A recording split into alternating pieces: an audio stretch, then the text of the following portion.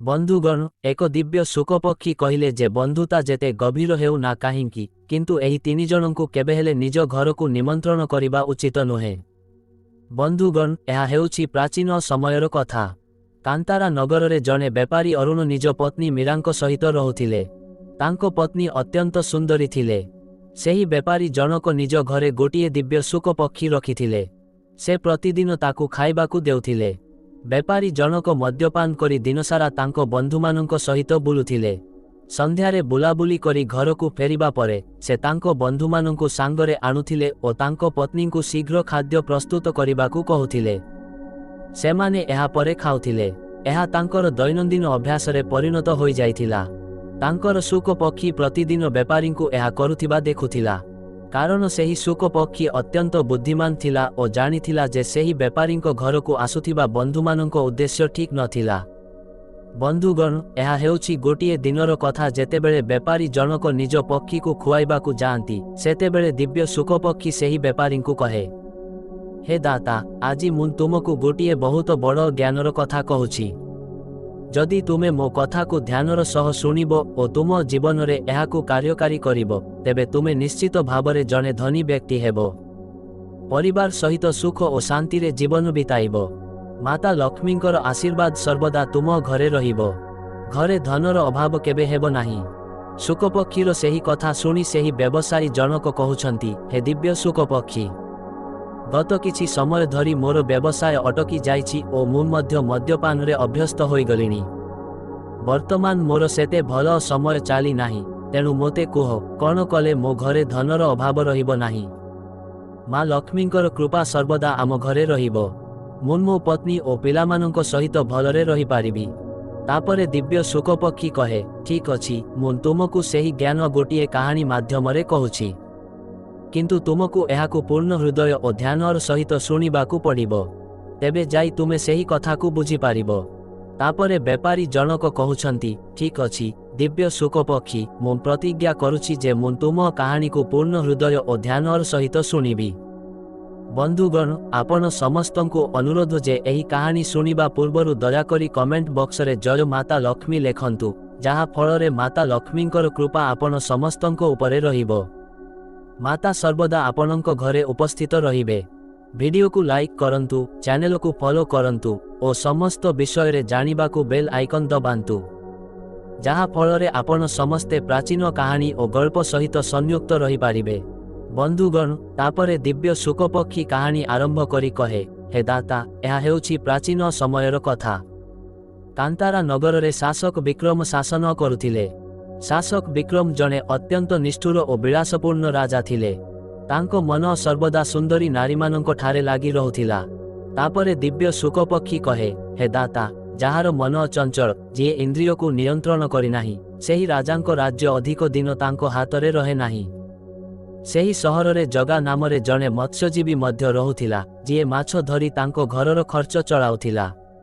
जगा प्रतिदिन उपकूल उपसागर को माछ धरिबा को जाउथिला और सेगुड़ी को सहर को आनी बिक्री करुथिला। एहीपरि भावरे सेही मत्स्यजीवी जीवन बिताउथिला। धीरे धीरे समय बीतीगला। दिने जगा सबुदिन परी माछ धरिबा को उपकूल उपसागर को जाए। सेठारे नाग लोकर नाग राजा अनंत तांको झियो नाग कन्या मोहिनींको सहित समुद्र रे बुलिबा को आसीथिले। नाग कन्या मोहिनी अत्यंत सुंदरी थिले और नाग राजा अनंत तांको झियो को बहुत भल पाउथिले। राजकुमारी मोहिनी तांको पितांको कहिले जे, बापा, आजि मोते बुलिबा पाई उपकूल अंचल को नियंतु। मु सेठाकार दृश्य देखिबा को चाहुंची। मु पृथ्वी रे बुलिबा को चाहुंची। झियो मुहनरु एही कथा शुणी नाग राजा अनंत कहुछंती, एठारे पशुमानंको सहित मनीष माने रुहंती ओ आम पाई सबुठारु विपज्जनक हेउछंती मनीष। तापरे मोहिनी कहिबाकु लागिले, बापा, एपरी कौनसी विपद आसीब नाही, आपण चिंता करंतु नाही। मु आपणंकु प्रत्येक परिस्थिति रे सहाय्य करिबी। झियर एपरी जिद देखि नाग राजा अनंत तांकु समुद्रर कूलकु आणंती।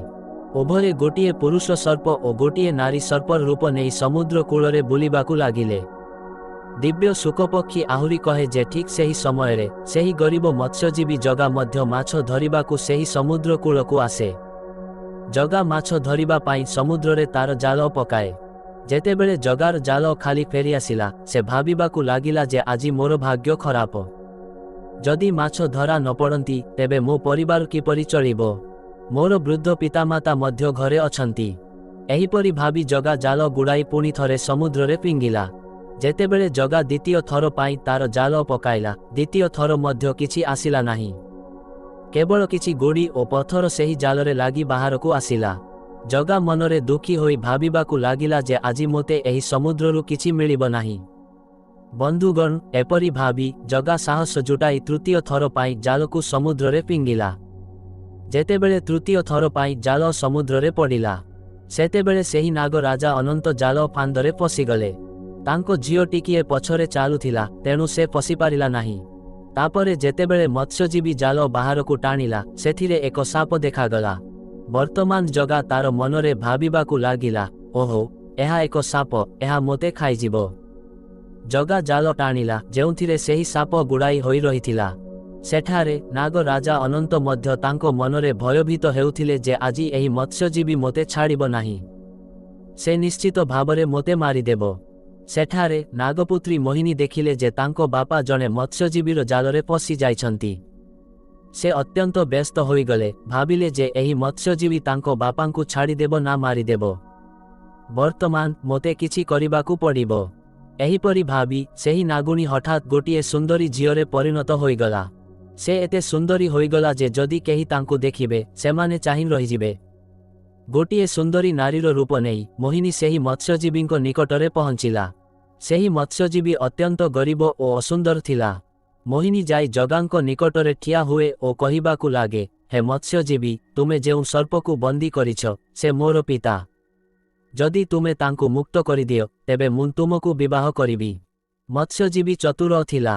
ସେ ନିଜ ମନରେ ଏହା ଭାବିବାକୁ ଲାଗିଲା, ଏହାର ଅର୍ଥ ହେଉଛି ଏହି ସୁନ୍ଦରୀ ଝିଅଟି ଏହି ସାପର ଝିଅ।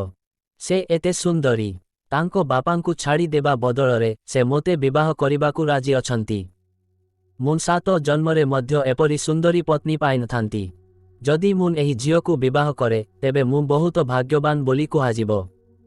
ମୋର ଧନର ଅଭାବ ମଧ୍ୟ ରହିବ ନାହିଁ। ଏହିପରି ଭାବି ଜଗା କହିବାକୁ ଲାଗିଲା, ମୁଁ କିପରି ତୁମକୁ ବିଶ୍ୱାସ କରିବି ଯେ ତୁମେ ମୋତେ ବିବାହ କରିବ?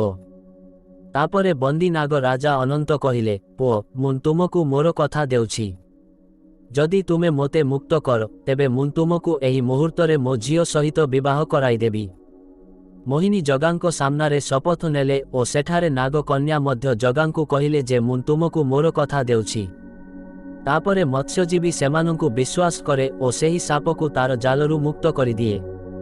ଯେତେବେଳେ ସର୍ପ ରାଜା ଜାଲରୁ ମୁକ୍ତ ହୁଅନ୍ତି ସେ ତାଙ୍କର ପ୍ରକୃତ ରୂପକୁ ଆସି ସେହି ମତ୍ସ୍ୟଜୀବୀଙ୍କୁ କହିବାକୁ ଲାଗନ୍ତି ଯେ, ପୁଅ, ତୁମେ ମୋ ଉପରେ ଏକ ବଡ଼ ଉପକାର କରିଛ। ମୁଁ ଏହିଠାରେ ମୋ ଝିଅ ସହିତ ତୁମର ବିବାହ କରାଇଦେବି।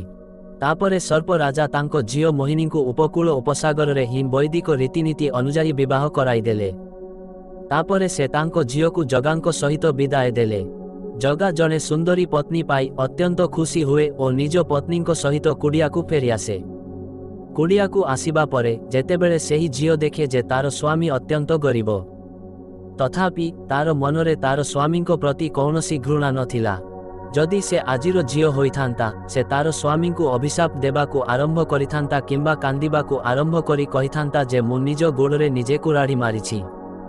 କିନ୍ତୁ ମୋହିନୀ ସେପରି ଆଦୌ କଲେ ନାହିଁ।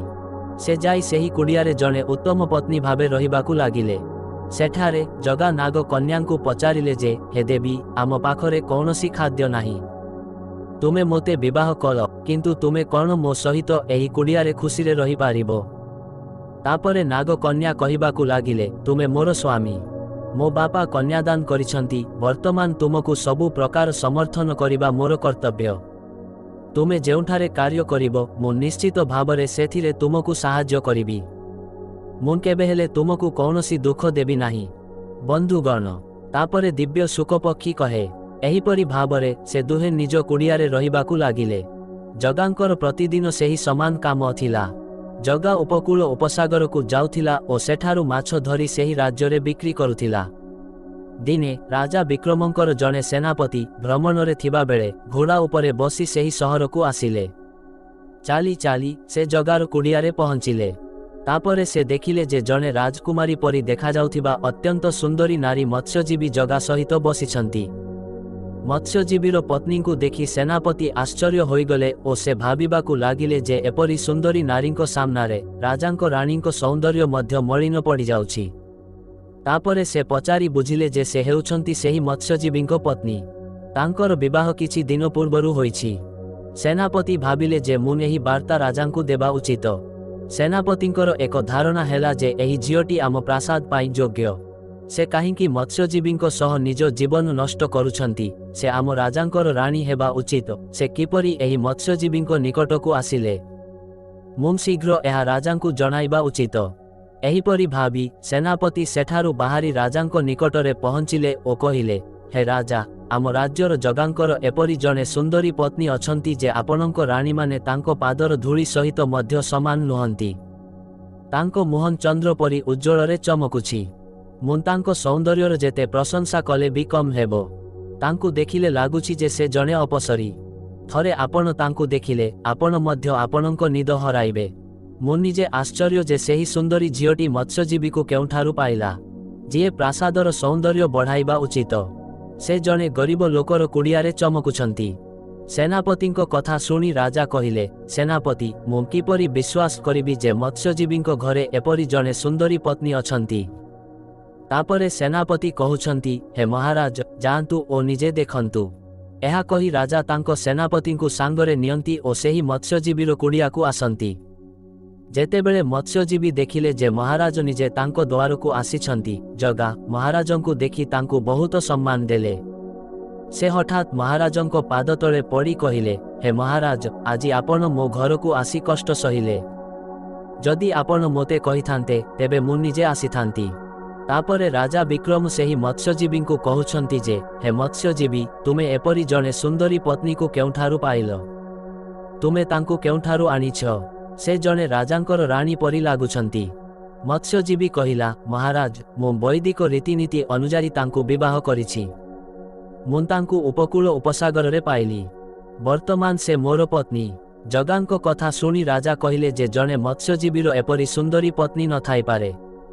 राज्य केवल राजांकर ही जने सुंदरी पत्नी रखिबार अधिकार अछि। तेणु तुमर एही पत्नी राजप्रासाद को जिबे ओ आमर राणी भावरे रहिबे। राजांकर एही कथा शुणी जगा अत्यंत दुखी हेले ओ कहिले, हे महाराज, एहा अन्याय हेबो। राज्यर नियम बदली जिवो। आपण सर्वशक्तिमान, आपण जहा चाहिबे ताहा करि पारिबे, किंतु एहा धर्म नुहे। तापरे राजा कहिले, देख मत्स्यजीवी, जदि तुमे आमर तीनोटी शर्त पूरण करि पारिबो, तेबे तुमे तुमर पत्नी को रखि पारिबो। जदि तुमे हारि जाओ, तेबे तुमको एही पत्नी को प्रासाद को पठाइबाकू पड़िबो। तुमको एही देशरु अन्य देशकू जिबाकू पड़िबो। तापरे जगा कहिला, हे महाराज, मु किपरि आपणको शर्तगुड़िकू पूरण करि पारिबि? मु जने साधारण गरीब मत्स्यजीवी। तापरे राजा कहिले, ना ना, आमे किछि शुणिबाकू चाहुनाहु, एहा हेउछि राजांकर आदेश। जदि तुमे जने सुंदरी पत्नी रखिबाकू चाहुंछ, तेबे तुमको आमर शर्तगुड़िकू ग्रहण करिबाकू पड़िबो।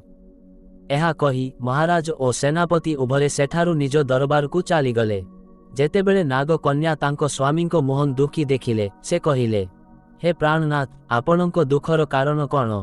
आपण कौन राजांकर धमकरे भयभीत होई जाइछंती कि? तापरे जगा कहिले, हे प्रिये, मुन कौन करिबी? मुन एक द्वंद्वरे अछि। से जने राजा। तुमे जानिछ जे राजा, जोगी, अग्नि और जलर कार्य करिबार एक अद्भुत शक्ति अछि। तुमे सर्वदा सेमानंको ठारू सावधान रहिबा उचित। राजा जहा इच्छा करुछंती, भूल रे मध्य तांको विरोधरे जिबा उचित नुहे। तापरे जगा कहिबाकू लागिला, हे प्रिये, मुन तुमकू सत कहूछि, जदि तुमे मो सहित रुह, राजा आमकू बंचिबाकू देबे नाही। राजा आमकू मारी देबे। तेणु मुन तुमकू अनुरोध करुछि जे तुमे महाराजंको प्रासाद को जाओ। तुमर जीवन मध्य स्वर्ग होई जिवो ओ मोर जीवन मध्य बंची जिवो। जगांकू अत्यंत चिंतित देखि नाग कन्या मोहिनी कहिबाकू लागिले, हे मोर स्वामी, मु राजांको सहित जीवी बोली आपण किपरि कहिले? मोर विवाह आपणको सहित होईछि। मोर निज पिता मोते विवाह कराइछंती। मो पाई आपण ही राजा ओ आपणको कुड़िया मो पाई गोटिए प्रासाद। मुन मोर शेष निश्वास पर्यंत आपणको सहित रहिबी। मुन केबे हेले आपणको छाड़िबी नाही।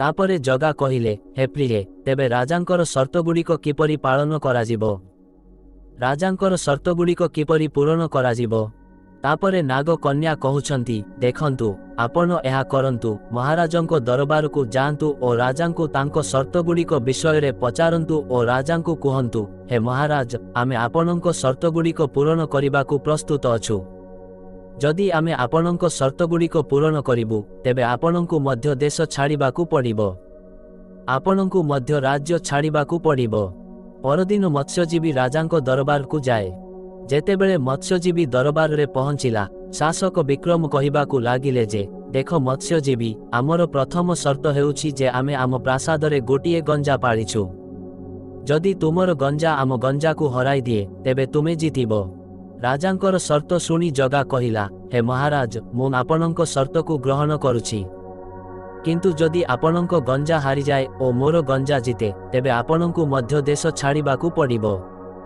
राजा कहिले ठीक अछि मु तुमर शर्त ग्रहण करुछि से सारा सहर रे घोषणा कराइले जे आसंता काली महाराजंकर गंजा और मत्स्यजीवीर गंजा लड़िबे वर्तमान जेतेबेले द्वितीय दिन आसे सारा सहरर भीड़ गंजा लड़ई देखिबा पाई सेठारे एकाठी हेला एठारे जगा अत्यंत चिंतित जे मु मो पत्नीक कथारे राजांक सहित बाजी लगाइछि किंतु मोर गंजा राजांक गंजा सामनारे एक मिनिट पाई मध्य ठिया होई पारिबो नाही से तांको पत्नी नाग कन्यांकु कहिले जे हे प्रिये आमर गंजा महाराजंको गंजा विरुद्ध रे किपरि जीतिबो तापरे मोहिनी कहिले जे हे प्राणनाथ चिंता करंतु नाही आमर गंजा जीतिबो बंधुगण तापरे दिव्य शुकपक्षी कहे हे दाता एहा कही नाग कन्या तुरंत एक सर्प रूपकु आसिले ओ नागलोकरे तांको पिता नाग राजा अनंतंको निकटरे पहुंचिले समस्त कहानी नाग राजा अनंतंकु कहिले नाग राजा अनंत कहिबाकू लागिले झियो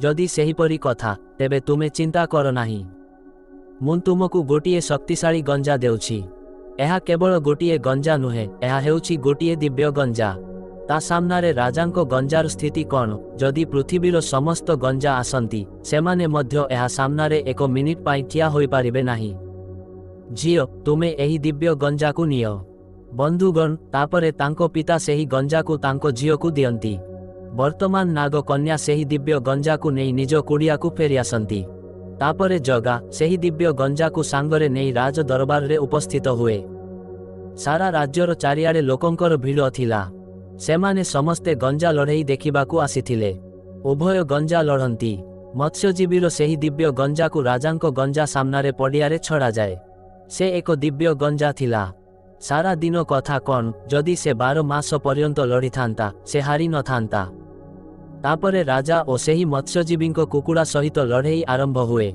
दुईटी गंजा मध्यरे एक भयंकर लड़ई हुए और अल्प समय मध्यरे जगार गंजा महाराजंको गंजा को हराई दिए राजांको गंजार अवस्था खराब होईगला और से तले पड़ीगला एहीपरि भावरे शासक विक्रम परास्त हेले जगार गंजा को चारिआडे उत्साहित कराजिबाकू लागिला तापरे राजा और मंत्री उभय कहउछंती हे मत्स्यजीवी आमे बाजी हारी नाहु आमे तुमकु 3टी शर्त पूरण करिबाकू कहिथिलु आमर आहुरी 2टी शर्त बाकी अछि तापरे जगा कहिबाकू लागिला हे महाराज आपणंकर द्वितीय शर्त मध्य कुहंतु तापरे राजा कहउछंती हे मत्स्यजीवी एपरि गोटिए टोकेई आनो जे सेही टोकेई तुम सहर बाहरे प्रवाहित रत्ना नदीर प्रवाह को विपरीत करि पारिबो जेतेबेले तुमे टोकेई पकाइबो नदी विपरीत दिगरे प्रवाहित हेबाकू लागिबो ओ जदि तुमे नदीर प्रवाह को विपरीत करि पारिबो नाही तेबे तुमर पत्नी आम प्रासादरे आमर राणी होई रहिबे राजांकर द्वितीय शर्त सुनी जगा दुखी हृदय नीरवरे निज कुड़िया आड़कू चलिला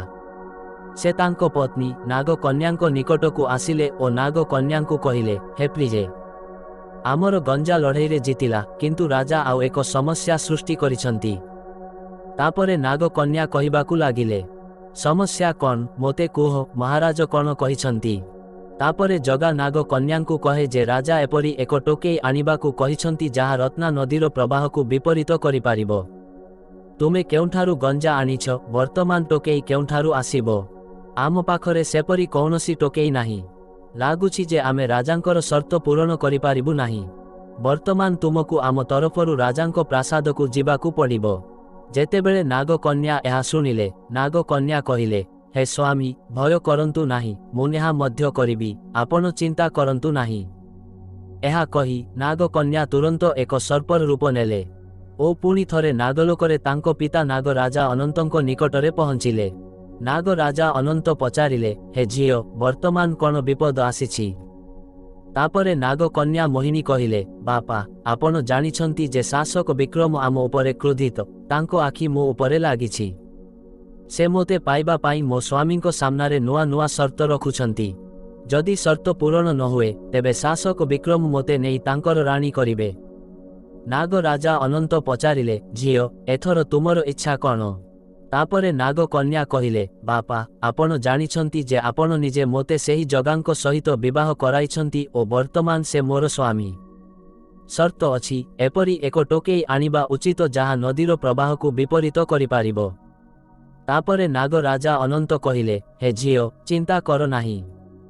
ମୋ ପାଖରେ ଭଗବାନ ଶିବଙ୍କ ଦ୍ୱାରା ଦିଆଯାଇଥିବା ଏକ ଦିବ୍ୟ ଟୋକେଇ ଅଛି। ତୁମେ ସେହି ଟୋକେଇକୁ ନିଅ। ଯେତେବେଳେ ତୁମେ ସେହି ଟୋକେଇକୁ ନଦୀରେ ପକାଇବ, ନଦୀର ପ୍ରବାହ ବିପରୀତ ହେବ।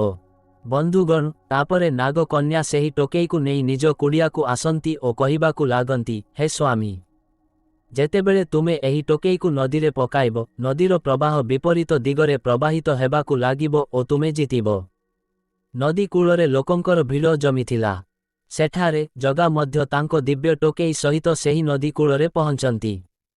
ରାଜା କହିଲେ, ହେ ମତ୍ସ୍ୟଜୀବୀ, ଯାଅ, ତୁମର ଟୋକେଇକୁ ନଦୀରେ ପକାଅ ଓ ନଦୀର ପ୍ରବାହକୁ ବିପରୀତ କରି ମୋତେ ଦେଖାଅ।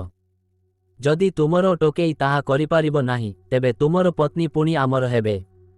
ବନ୍ଧୁଗଣ, ତାପରେ ଜଗା ତାର ଟୋକେଇକୁ ସେହି ନଦୀରେ ପକାଇଲା। ତାପରେ ନଦୀର ପ୍ରବାହ ବିପରୀତ ଦିଗରେ ପ୍ରବାହିତ ହେବାକୁ ଲାଗିଲା।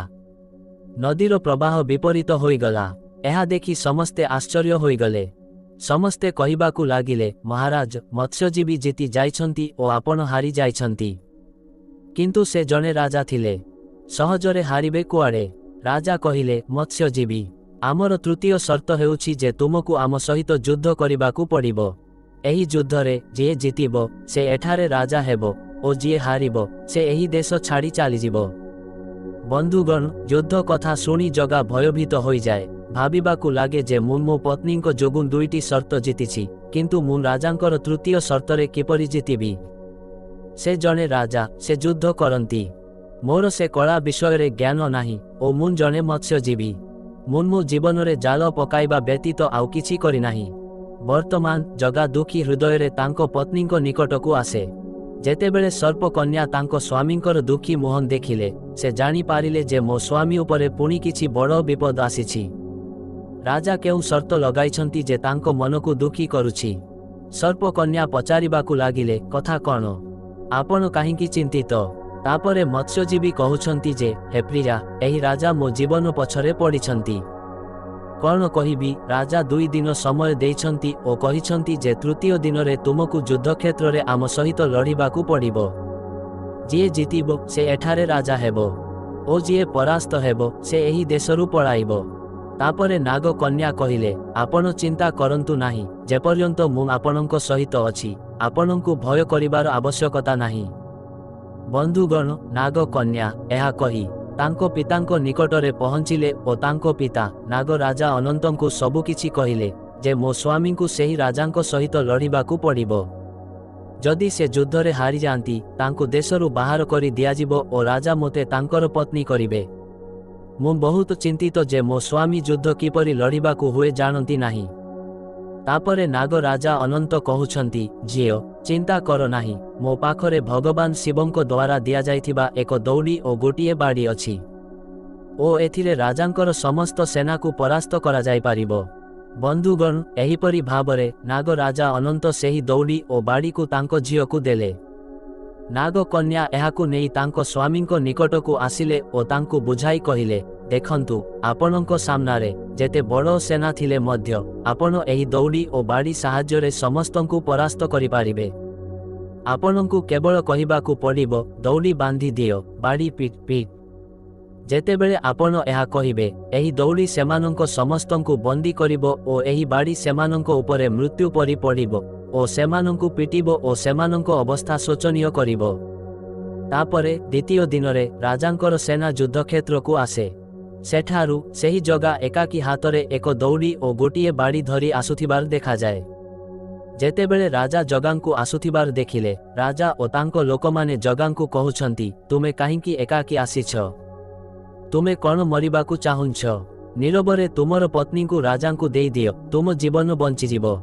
ଜଗା କହିଲା, ବର୍ତ୍ତମାନ କଥାବାର୍ତ୍ତା କର ନାହିଁ। ତୁମେ ଲଢ଼। ଯେତେବେଳେ ତୁମେ ଯୁଦ୍ଧରେ ଜିତିବ, ତେବେ ତୁମେ ମୋ ପତ୍ନୀଙ୍କୁ ପାଇପାରିବ। କାହିଁକି ଏତେ ବଡ଼ ସ୍ୱପ୍ନ ଆଗରୁ ଦେଖୁଛ?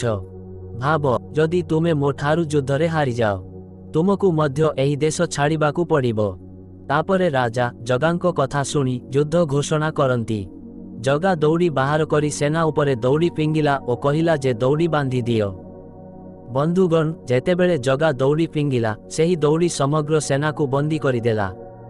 ତାପରେ ସେ ବାଡ଼ି ବାହାର କରି କହିଲା, ବାଡ଼ିରେ ପିଟ୍। ଯେତେବେଳେ ସେ ଏହା କହିଲା, ସେହି ବାଡ଼ି ଏକ ବିପର୍ଯ୍ୟୟରେ ପରିଣତ ହେଲା ଓ ଶାସକ ବିକ୍ରମ ଓ ତାଙ୍କ ସେନା ଉପରେ ପଡ଼ିଲା। ପିଟି ପିଟି ସମଗ୍ର ସେନାକୁ ଆହତ କରିଦେଲା। ସେହି ଚମତ୍କାର ବାଡ଼ିର ମାଡ଼ ଖାଇ ରାଜା ଭୟଭୀତ ହୋଇଯାଆନ୍ତି। ତାପରେ ରାଜା କରଜୋଡ଼ି ଜଗାଙ୍କ ସାମ୍ନାରେ ଭିକ୍ଷା ମାଗିବାକୁ ଲାଗିଲେ ଓ କହିଲେ, ହେ ମତ୍ସ୍ୟଜୀବୀ, ମୋତେ ଜୀବନ ଦାନ କରନ୍ତୁ, ମୁଁ ମୋର ପରାଜୟ ସ୍ୱୀକାର କରୁଛି। ବନ୍ଧୁଗଣ, ଏହିପରି ଭାବରେ ରାଜା ହାରି ଯାଆନ୍ତି ଓ ଜଗା ଜିତନ୍ତି। ଜଗା ରାଜାଙ୍କୁ କହିବାକୁ ଲାଗିଲା ଯେ, ହେ ମହାରାଜ, ସର୍ତ୍ତ ଅନୁଯାୟୀ ଆପଣ ଏଠାରେ ରାଜା ହୋଇ ରହିବେ ନାହିଁ। ଆପଣଙ୍କୁ ଏଠାରୁ ଚାଲିଯିବାକୁ ପଡ଼ିବ। ବନ୍ଧୁଗଣ, ତାପରେ ଦିବ୍ୟ ଶୁକପକ୍ଷୀ ସେହି ବ୍ୟବସାୟୀ ଅରୁଣଙ୍କୁ କହେ, ହେ ଦାତା। ତାପରେ ସେହି ରାଜା ସେହି ରାଜ୍ୟ ଛାଡ଼ି ଚାଲିଯାଆନ୍ତି ଓ ତାପରେ ଜଗା ଓ ତାଙ୍କ ପତ୍ନୀ ନାଗକନ୍ୟା ମୋହିନୀ ସେଠାରେ ନୂଆ ରାଜା ଓ ରାଣୀ ହୁଅନ୍ତି। ବନ୍ଧୁଗଣ, ତାପରେ ଦିବ୍ୟ ଶୁକପକ୍ଷୀ ସେହି ବେପାରୀ ଅରୁଣଙ୍କୁ କହେ, ଯଦି ଜଣେ ପତ୍ନୀ ସହଭାଗୀ ଅଛି, ଯଦି ପତ୍ନୀ ସ୍ୱାମୀଙ୍କ ସହିତ ଠିଆ ହୁଏ, ତେବେ ସବୁଠାରୁ ବଡ଼ ସମସ୍ୟା ମଧ୍ୟ ଦୂର ହୋଇଯାଏ। ଜଣେ ପତ୍ନୀ କେବଳ ନାମରେ ପତ୍ନୀ ନୁହନ୍ତି। ଯଦି ଜଣେ ପତ୍ନୀଙ୍କର ସ୍ନେହ, ଜଣେ ପତ୍ନୀଙ୍କର ଆତ୍ମା, ଜଣେ ପତ୍ନୀଙ୍କର ସାଥିତ୍ୱ ସ୍ୱାମୀଙ୍କ ସହିତ ଯୋଡ଼ି ହୋଇ ରହିଥାଏ, ତେବେ କେହି ହେଲେ ସେମାନଙ୍କର କ୍ଷତି କରିପାରିବେ ନାହିଁ। ଦ୍ୱିତୀୟରେ, ଯଦି ତୁମର ଏପରି ଗୁଣ ଥିବା ପତ୍ନୀ ଅଛନ୍ତି, ତେବେ ସେ କେବେହେଲେ ତୁମକୁ ପ୍ରତାରଣା କରିପାରିବେ ନାହିଁ। ପ୍ରାୟତଃ କିଛି ମହିଳାଙ୍କର ଏପରି ପ୍ରକୃତି ଥାଏ ଯେ ଯଦି ସେମାନେ ନିଜ ସ୍ୱାମୀଙ୍କ ତୁଳନାରେ ଅନ୍ୟ କେଉଁଠାରେ ଅଧିକ ଆରାମ ଓ ସୁବିଧା ଦେଖନ୍ତି, ତେବେ ସେମାନେ ନିଜ ସ୍ୱାମୀଙ୍କୁ ପ୍ରତାରଣା କରି ଅନ୍ୟ ପୁରୁଷ ନିକଟକୁ ଚାଲିଯାଆନ୍ତି। ଯେଉଁ ନାରୀ କୌଣସି ଲୋଭରେ ପଡ଼େ ନାହିଁ, ନା ଧନର, ନା ଶକ୍ତିର, ନା ସୌନ୍ଦର୍ଯ୍ୟର, ଓ ତାର ସ୍ୱାମୀଙ୍କ ପାଖରେ ଯାହା କିଛି ଅଛି, ଯଦିଓ ତାହା ସ୍ୱଳ୍ପ, ତଥାପି ସେଥିରେ ସନ୍ତୁଷ୍ଟ ଥାଏ, ସେହି ନାରୀ ସର୍ବଦା ଦିବ୍ୟ ଜଗତକୁ ପ୍ରାପ୍ତ କରେ। ଏପରି ପତ୍ନୀ ତାଙ୍କ ସ୍ୱାମୀଙ୍କୁ ସତରେ ଭଲ ପାଆନ୍ତି। ସେ କେବେହେଲେ ତାଙ୍କ ସ୍ୱାମୀଙ୍କୁ ପ୍ରତାରଣା କରନ୍ତି ନାହିଁ। ଏହି ସନ୍ତୋଷ ଭାବନା ପିତାମାତାଙ୍କ ଘରୁ ହିଁ ଶିକ୍ଷା ଦିଆଯାଏ। ପିତାମାତା ସେମାନଙ୍କ ପିଲାମାନଙ୍କ ମଧ୍ୟରେ ଅଭ୍ୟାସ ସୃଷ୍ଟି କରନ୍ତି, ସେମାନଙ୍କ ପ୍ରକୃତି ସେହିପରି ହୋଇଯାଏ। ବନ୍ଧୁଗଣ, ତାପରେ ଦିବ୍ୟ ଶୁକପକ୍ଷୀ ସେହି ବେପାରୀ ଅରୁଣଙ୍କୁ କହେ, ତୃତୀୟ କଥା ହେଉଛି ଯେ ବନ୍ଧୁତା ଯେତେ ଗଭୀର ହେଉ ନା କାହିଁକି, ତଥାପି ଜଣେ ମଦ୍ୟପ, ଜଣେ ଜୁଆ ଖେଳାଳି ଓ କପଟୀ ଲୋକଙ୍କୁ କେବେହେଲେ ନିଜ ଘରକୁ ନିମନ୍ତ୍ରଣ କରିବା ଉଚିତ ନୁହେଁ। କାରଣ କୁହାଯାଏ ଯେ କାମରେ ଅନ୍ଧ ହୋଇଥିବା ବ୍ୟକ୍ତି ସମ୍ପର୍କକୁ ଭୁଲିଯାଏ ଓ କେବେହେଲେ ନିଜ ପତ୍ନୀଙ୍କୁ ଏପରି ଲୋକଙ୍କ ସହିତ ବାହାରକୁ ପଠାଇବା ଉଚିତ ନୁହେଁ ଯେଉଁମାନେ ଅପରିଚିତ, ଯେଉଁମାନେ ଖରାପ ଚରିତ୍ରର ଲୋକ, ଯେଉଁମାନେ ଗୋଟିଏ ବୟସ ଓ ଅବସ୍ଥାରେ ଅଛନ୍ତି, ଓ ଯେଉଁମାନେ ମଦ୍ୟପ ଓ ଜୁଆ ଖେଳାଳି। କାରଣ ଏପରି ଲୋକଙ୍କର ମନ ଓ ଉଦ୍ଦେଶ୍ୟ ଯେକୌଣସି ସମୟରେ ବଦଳିପାରେ। ତେଣୁ ବନ୍ଧୁଗଣ, ଏହିପରି ଭାବରେ ଦିବ୍ୟ ଶୁକପକ୍ଷୀ ସେହି ବେପାରୀ ଅରୁଣଙ୍କୁ କହିଛି, ବନ୍ଧୁତା ଯେତେ ଗଭୀର ହେଉ ନା କାହିଁକି, ଏହି ତିନିଜଣଙ୍କୁ କେବେହେଲେ ନିଜ ଘରକୁ ନିମନ୍ତ୍ରଣ କରିବା ଉଚିତ ନୁହେଁ। ବନ୍ଧୁଗଣ, ଯଦି ଆପଣଙ୍କୁ ଏହି କାହାଣୀ ଭଲ ଲାଗିଲା, ତେବେ କମେଣ୍ଟ ବକ୍ସରେ ହର ହର ମହାଦେବ ଲେଖି ଭିଡ଼ିଓକୁ ଲାଇକ୍ କରନ୍ତୁ, ଚ୍ୟାନେଲକୁ ଫଲୋ କରନ୍ତୁ ଓ ସମସ୍ତ ବିଷୟରେ ଜାଣିବାକୁ ବେଲ୍ ଆଇକନ୍ ଦବାନ୍ତୁ, ଯାହା ଫଳରେ ଆପଣ ସର୍ବପ୍ରଥମେ ପ୍ରାଚୀନ କାହାଣୀ ଓ ଗଳ୍ପ ପାଇପାରିବେ।